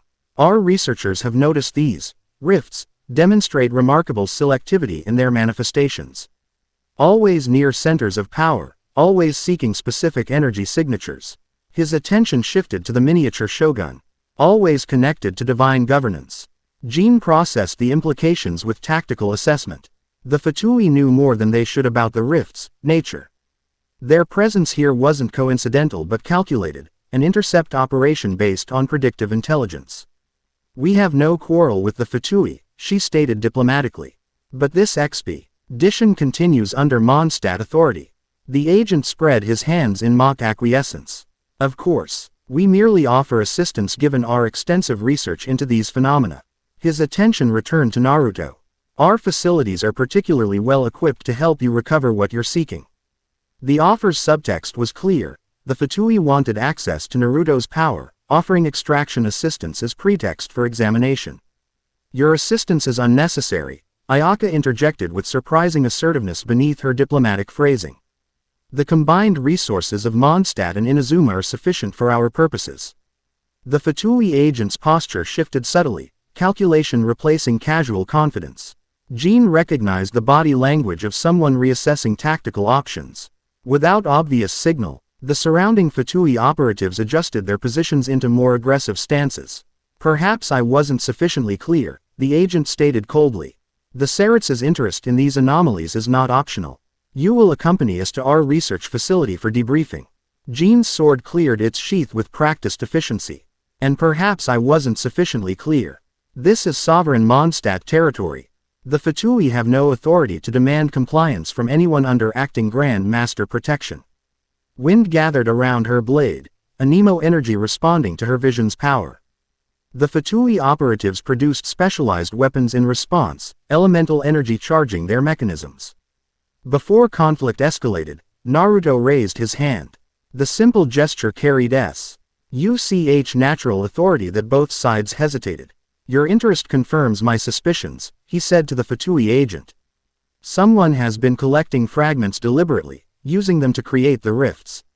His eyes narrowed. Does the Saritsa understand what she's interfering with?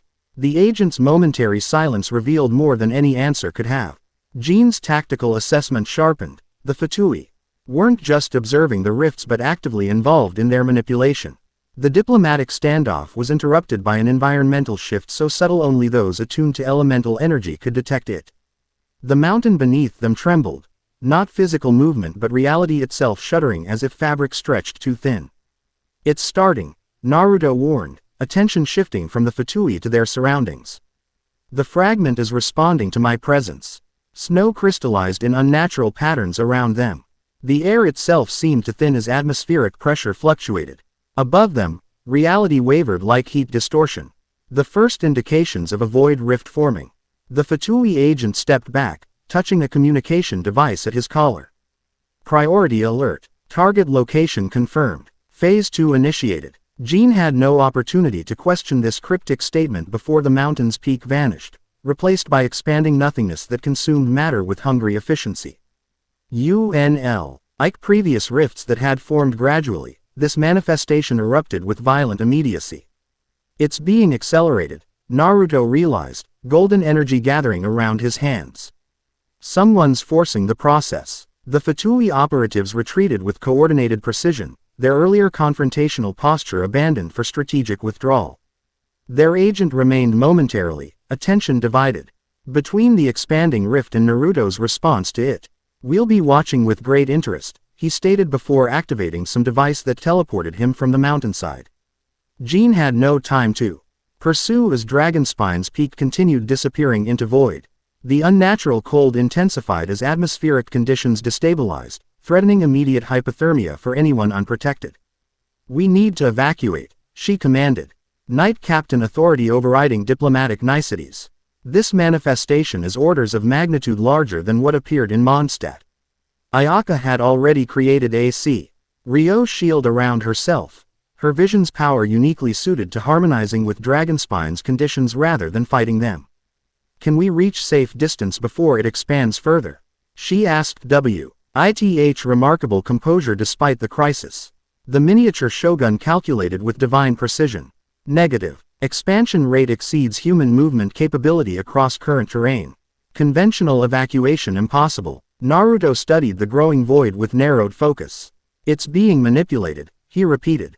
"Not just using my fragment but directing it with external force." His expression hardened with determination. "I need to reclaim it before whoever's controlling it fully harnesses its power." "How?" Jean demanded practically. "We can't approach that void without being consumed." "Not from outside," he agreed.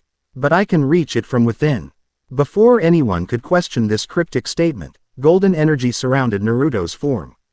Space itself seemed to fold around him as he pped sideways into nothing. Not teleportation but movement through dimensions Jean's human perception couldn't fully comprehend. He vanished, leaving them facing the expanding void without their primary countermeasure.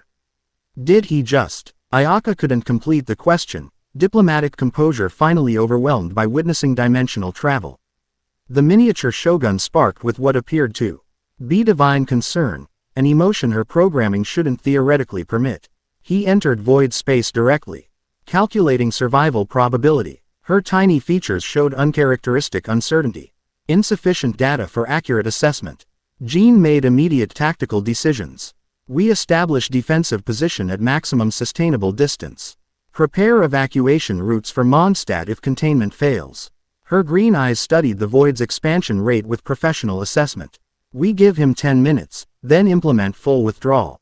As they established position at a marginally safer distance, Jean noticed both Ayaka and the miniature shogun maintaining focus on the void's center, searching for any sign of Naruto's return. Their concern transcended diplomatic or observational duties, suggesting personal investment neither would likely acknowledge openly. Minutes passed with agonizing slowness. The void continued expanding, though at decreasing rate, as if meeting resistance from within. Jean monitored with outward calm that concealed growing concern. If this primordial power remained unchecked, Mondstadt itself would eventually fall within its consumption radius. At precisely the 8-minute mark, the void pulsed, its perfect nothingness disrupted by golden light emanating from its center. The light expanded in spiraling patterns, creating structure within emptiness itself. "He's fighting it from inside," Ayaka whispered, wonder overcoming propriety. The miniature shogun's divine calculations shifted visibly. Probability of successful intervention increasing. A turn suggests reassertion of fundamental authority over void energy. The golden light continued expanding, replacing nothingness with defined reality. At the void's center, a human figure gradually materialized, Naruto. Surrounded by chains of light that extended in all directions, literally pulling reality back into existence around him. In his hand glowed another fox-shaped energy construct, the fourth fragment. Pulsing with recognition as it returned to its original master. As it flowed into him, the void collapsed completely. Reality snapped back into place with concussive force, restoring Dragonspine's peak as if it had never vanished. The mountain shuddered once, adjusting to its reinstated existence, before settling into natural stability. Naruto stood at the summit, golden energy still shimmering around his form as the reclaimed fragment integrated with his being. 4 pieces now restored, 5 remaining scattered. Jean approached with professional assessment masking genuine amazement. That was. Words failed her disciplined vocabulary. Reckless, the miniature shogun supplied, her tiny features showing what appeared to be genuine emotion, concern mixed with relief. Tearing void space directly contradicts all sustainable existence parameters. It was necessary, Naruto replied simply. Whoever created that rift was directly manipulating my fragment, attempting to harness void energy without understanding its nature. His expression darkened. They nearly succeeded. The Fatui, Jin stated with certainty. Their presence wasn't coincidental. They were waiting for the fragment to manifest. Not just waiting, Ayaka added, her diplomatic assessment surprisingly incisive. Their agent mentioned, Phase 2, before the void expanded. They anticipated the court location and triggered something to accelerate the process. The miniature shogun processed this information with divine calculation. Conclusion. External agency possesses methodology to detect and potentially manipulate primordial energy fragments. Strategic threat assessment. Critical. Jin's tactical mind reached similar conclusions. If the Fatui could track and potentially control these primordial fragments, the threat extended beyond void rifts to fundamental questions of cosmic governance. We need to inform Mondstadt immediately, she decided, and continue to Liu without delay. If similar interference occurs there, it will, Naruto confirmed, studying the reclaimed fragment now integrated with his being. This was a test of capability. Whoever directed this, whether the Saritsa or someone using Fatui resources, now knows they can manipulate void energy under certain conditions. Which means the remaining fragments are in greater danger of misuse, Ayaka concluded. We must move quickly. As they descended Dragonspine with renewed urgency, Jin observed subtle changes in their small group's dynamics. The shared crisis had eliminated remaining diplomatic distance, creating functional unity transcending national interests. More interesting were the behavioral shifts toward Naruto himself. Ayaka's composed respect had transformed into something warmer, genuine admiration evident in her attentive responses to his observations. The miniature shogun hovered closer than her observational duties required, occasional electrical pulses suggesting emotional processing beyond her programmed parameters. Even Jin found her own professional assessment evolving. Beyond tactical appreciation for his capabilities lay recognition of leadership qualities that resonated with her own principles, protection prioritized above power, responsibility accepted without hesitation. By the time they reached Mondstadt, relations had shifted from diplomatic necessity to genuine alliance. The fragment's recovery had demonstrated both the scale of threat they faced and the unique capabilities Naruto brought to addressing it. Reports awaited at Night Headquarters, Liu Harbor Express. Experiencing intensified void phenomena requiring immediate response. The Tianquan Ningguang had sent formal request for consultation regarding anomalies threatening the harbor's commercial stability. We depart for Liu immediately. Jin decided, dispatching orders for travel arrangements. I'll accompany your delegation personally. Mondstadt's interests clearly align with addressing these threats at their source. The miniature shogun processed this declaration with divine calculation. Acceptable. Multinational cooperation increases efficiency in addressing trans-regional threats. Ayaka's diplomatic training manifested in perfect formal response. Inazuma welcomes Mondstadt's continued assistance in this matter of mutual concern. Beneath these official positions, Jin recognized the underlying truth. National interests had become secondary to addressing fundamental threats to reality itself. The void rifts transcended political boundaries, forcing cooperation where isolation had previously prevailed.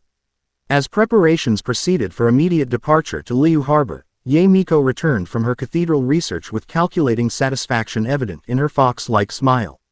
My, she observed, taking in their expedition-worn appearance. Success, I presume, and with such fascinating developments in interpersonal dynamics as well. Her knowing gaze swept from Ayaka's attentive positioning near Naruto to the miniature shogun's protective hovering and even Jin's own professional reassessment. The shrine maiden missed nothing, cataloging emotional shifts with the precision of centuries' experience. Geographical progress as well, she continued before anyone could respond to her initial observation. Liu next, I understand. How convenient that my research uncovered references to unusual energy signatures recently detected in the harbor's vicinity. Almost as if someone has been collecting primordial artifacts in anticipation of your awakening. This confirmation, of deliberate involvement reinforced their growing suspicions. Someone was actively gathering fragments, potentially creating the rifts as controlled manifestations rather than chaotic accidents. Your research indicate who might possess both knowledge and capability to identify primordial energy? Jean asked practically. Yae Miko's smile carried centuries of secrets. The cathedral's Restric TED archives contained fascinating fragments regarding an organization that predates even the Archon War. Scholars dismissed references as metaphorical, but, her eyes fixed on Naruto. Those who remember the Divine Court might recognize more literal interpretation. The name, he prompted, something in her phrasing triggering partial memory. They called themselves Keepers of Celestial Principles, Miko revealed. Their purpose, apparently, was maintaining separation between conceptual domains, ensuring that unified understanding remained properly divided. The revelation landed like physical impact. Jean watched Naruto process implications, connecting fragments of returning memory with this new information. That's why I divided my power, he said slowly, realization dawning. Not just to hide from something, but from someone, an organization dedicated to maintaining conceptual separation, which would view a primordial archon of unified principles as fundamental threat, Jean concluded. Tactical mind immediately grasping strategic implications. Your very existence contradicts their purpose. The miniature shogun processed this information with visible calculation. Query. Relationship between these keepers and current divine governance. Historical records indicate no such organization acknowledged within established celestial hierarchy. Perhaps because they operate behind it, Ayaka suggested. Political intuition serving metaphysical analysis. Maintaining the structure rather than participating directly within it. Yae Miko's expression suggested the noblewoman. Anne's insight aligned with her own conclusions. The most effective power is often invisible, especially when its purpose involves maintaining what others perceive as natural order. This philosophical exchange was interrupted by a messenger bringing urgent update from Liu. Void phenomena had intensified dramatically, threatening the harbor's structural integrity. The Kixing had implemented emergency protocols, but conventional containment methods proved increasingly ineffective. We leave immediately, Jean decided, setting aside metaphysical questions for immediate crisis. Theoretical concerns can wait. Liu's citizens cannot. Quote, as they prepared for immediate departure, Naruto seemed distracted, processing implications of these keepers, while connecting fragments of returning memory. Ian recognized the expression from knights experiencing revelation about long misunderstood situations. One step at a time, she advised quietly as they gathered supplies. Address the immediate threat in Liu. Understanding will follow with each fragment recovered. He nodded gratefully for the practical perspective. You're right. Present action before complete understanding. That mindset served me well before divinity. If I remember correctly, this glimpse of humanity beneath cosmic power resonated with Jean's pragmatic worldview. However extraordinary his nature or capabilities, Naruto approached problems with refreshingly direct methodology, identifying immediate concerns before addressing larger philosophical questions. That balance, cosmic perspective tempered by practical action, embodied what leadership should be. Regardless of scale, as acting Grand Master responsible for Mondstadt's protection, Jean appreciated the alignment of values transcending their different domains of responsibility. Liu Harbor embraced prosperity as foundational principle. Unlike Mondstadt's spontaneous freedom or Inazuma's controlled eternity, the harbor functioned through intricate commercial exchanges governed by contractual precision. Every interaction carried calculated value, creating harmonious prosperity through balanced transaction. Tianquan Ningguang, the wealthiest of the Kixing ND Liu's de facto leader since Rex Lapis's apparent departure, observed the void manifestations from Jade Chamber's reconstructed heights. 3 rifts had appeared simultaneously in the harbor, one at Liu Harbor's commercial center, another near the ancient Gili ruins, and the largest hovering ominously above the Golden House repository. Unlike conventional threats addressable through commerce, negotiation or contractual arrangement, these rifts defied Liu's established problem-solving methodology.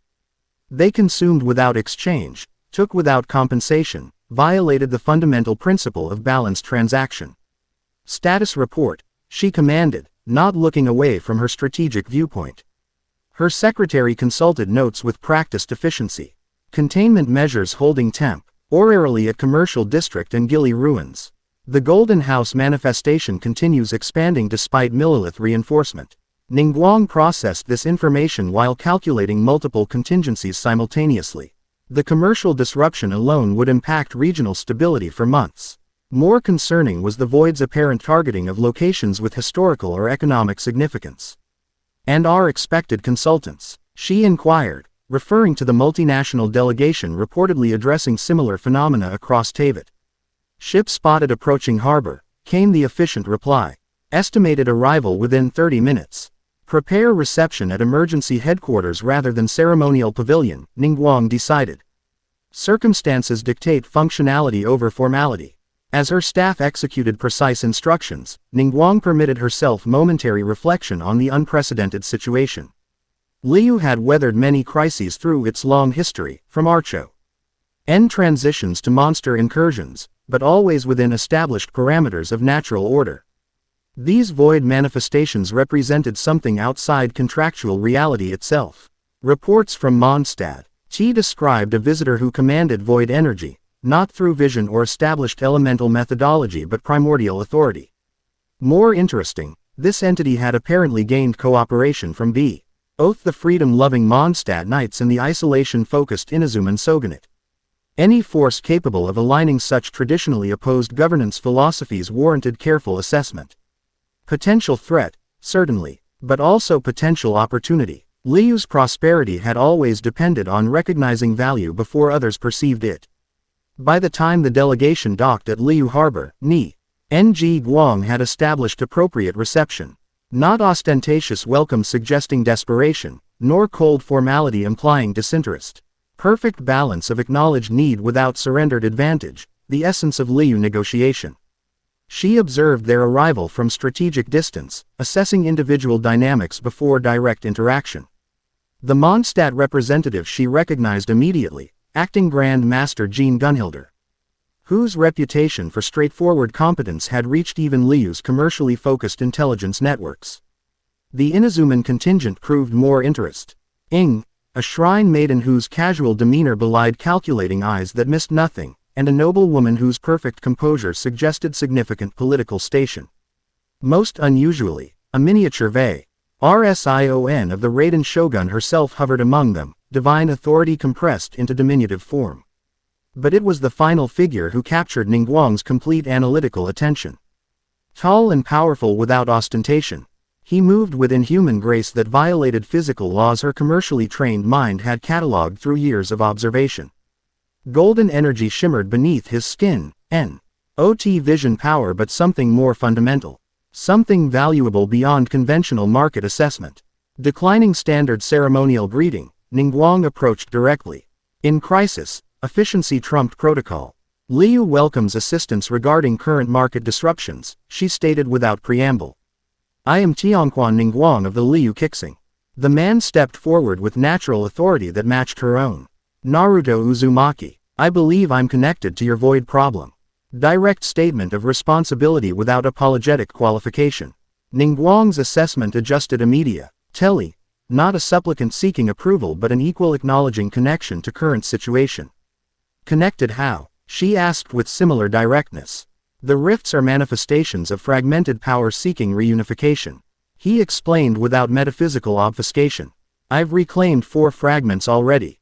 3 more appear to be located within Liu's territory." Ningguang processed implications with commercial efficiency. "You propose exchange your expertise for access to these fragments." Something like amusement flickered across his features. "I propose cooperation. These rifts threaten Liu's stability. Reclaiming the fragments addresses our mutual interests. A balanced transaction without explicit price negotiation. Unusual approach in Liu, where value was typically quantified precisely. Yet the methodology aligned with immediate practical needs. Acceptable premise, Ningguang decided. Follow me to operational headquarters. Efficiency demands immediate action rather than extended negotiation. As they proceeded through the harbor, Ningguang noted how citizens responded to their group, particularly to Naruto himself. Not standard deference shown to visiting dignitaries, but something deeper. Recognition beyond conscious awareness, as if some primal part of human consciousness perceived authority predating current governance. At headquarters, comprehensive display showed real-time monitoring of the 3 void manifestations. Millilith forces maintained containment barriers while commercial impacts scrolled in precise numerical assessment along secondary screens. The manifestations appeared simultaneously, Ningguang explained, indicating the display. Unlike conventional elemental phenomena, they demonstrate targeted selection rather than random distribution. Commercial center, historical ruins, financial repository. Naruto studied the patterns with recognition. They're not random, he confirmed. Each rift forms near a fragment of my power. But simultaneous manifestation suggests deliberate triggering rather than natural resonance. The miniature shogun sparked with electrical calculation, consistent with Fatui interference pattern observed in Mondstadt. Synchronized activation indicates external control mechanism. Ningguang's strategic assessment sharpened immediately. Fatui involvement complicates jurisdictional response. Their diplomatic status provides certain operational shields against direct intervention. They were waiting on Dragonspine, Jean added, sharing tactical information directly. Position to observe or potentially capture the fragment manifestation. Their agent mentioned, Phase 2, immediately before the rift expanded dramatically. This intelligence aligned with Ningguang's own suspicions regarding recent Fatui movements within Liu territory. Their representatives had requested unusual access to historical sites, requests denied through bureaucratic maneuvering rather than direct refusal, Maintai. Ning diplomatic relations while preventing potentially harmful research. The Golden House manifestation presents highest priority, Ningguang decided, focusing on practical response rather than diplomatic implications. Its expansion rate exceeds the others by factor of 3. Additionally, she hesitated briefly before continuing. Its location suggests targeting of sensitive national assets. The diplomatic phrasing concealed direct reference to Liu's financial reserves and Rex Lapis's historical artifacts, resources of incalculable value beyond mere commercial assessment. Naruto nodded, understanding the unspoken concern. I can address the rifts sequentially, starting with the most critical. However, his expression grew serious. Whoever is manipulating these manifestations is learning with each encounter.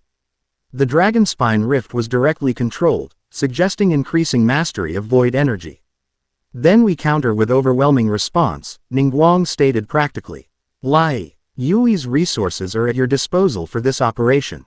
The Millilith, the Adepti contacts we maintain, whatever proves necessary.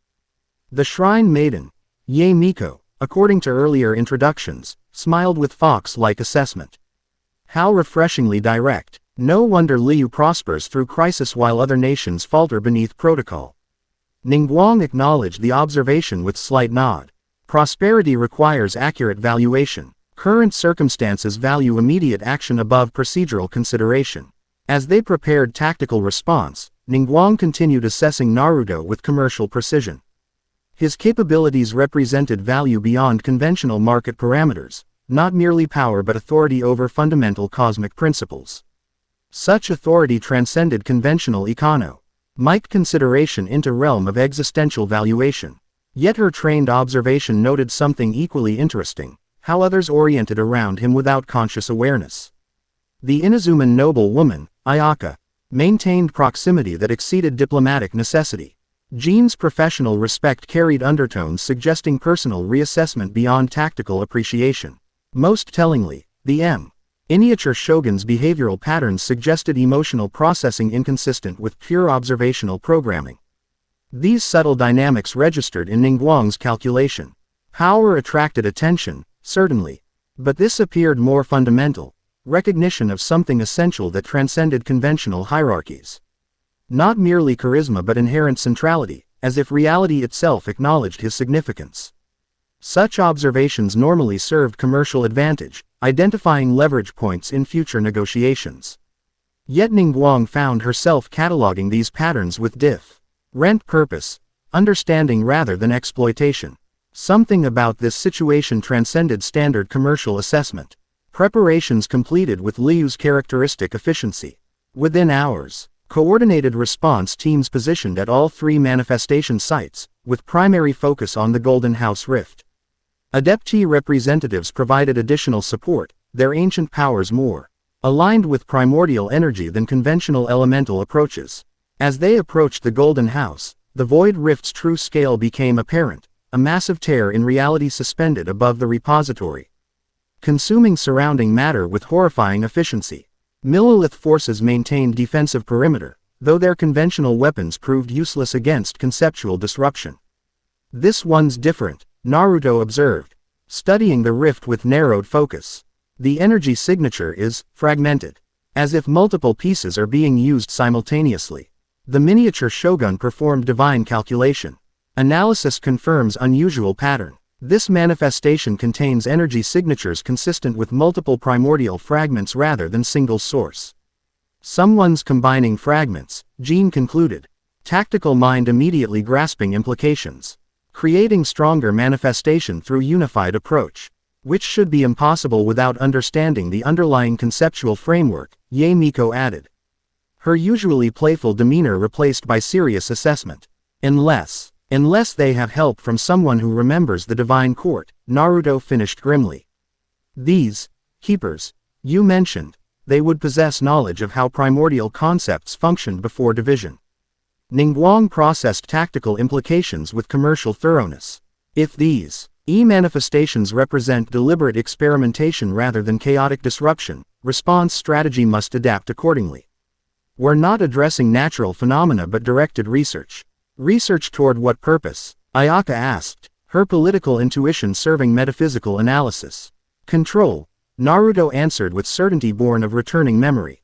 Control over fundamental concepts that govern reality itself. Not just elemental domains but the principles underlying their existence. Before further discussion could proceed, movement registered at the rift's perimeter.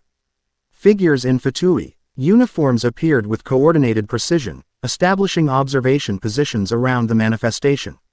Not combat units but researchers, their equipment focused on monitoring rather than engagement.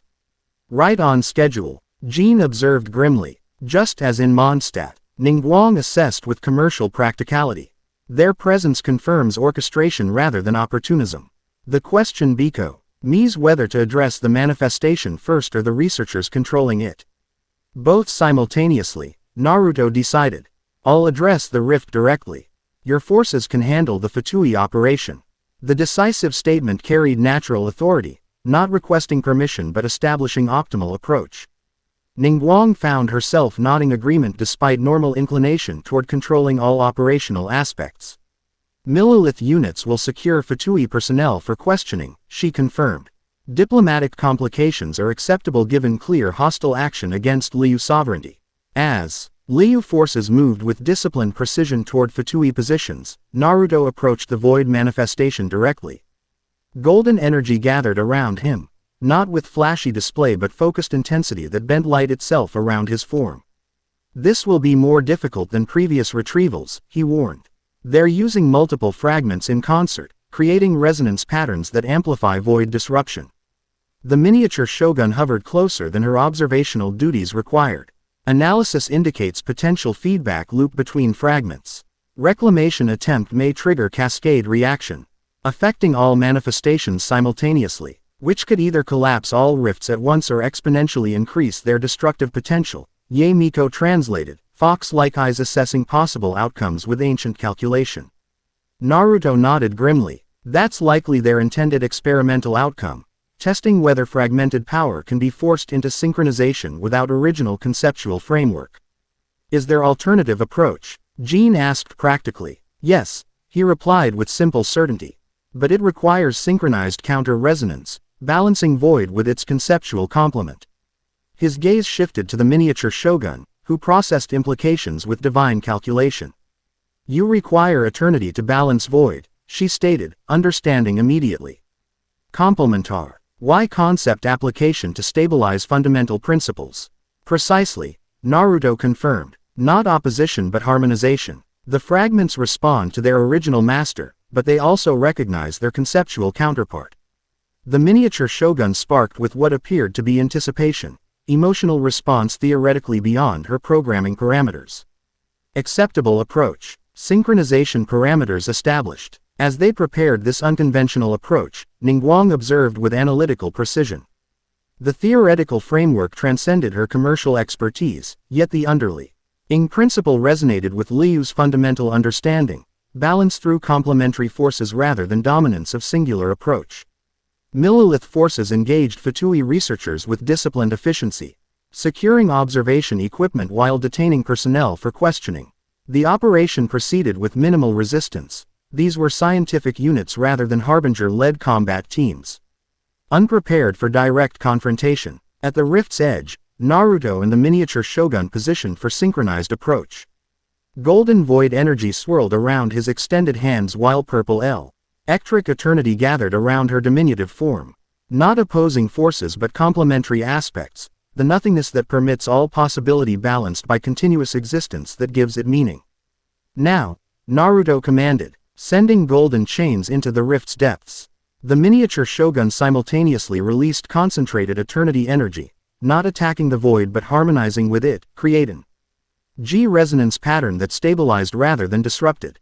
Within the rift, something responded, not one but two fox-shaped energy constructs, circling each other in perfect balance. As they recognized their original master, they moved toward the opening Naruto had created, drawn by fundamental connection transcending their forced separation. The moment proved more challenging than previous reclamations. As the fragments began emerging, resistance manifested, not natural instability but deliberate counterforce, as if something on the other side fought to maintain control over the fox spirits. Quote, "Someone's actively fighting my retrieval," Naruto stated through gritted teeth, golden chains straining against opposing pull. They've established partial connection to the fragments.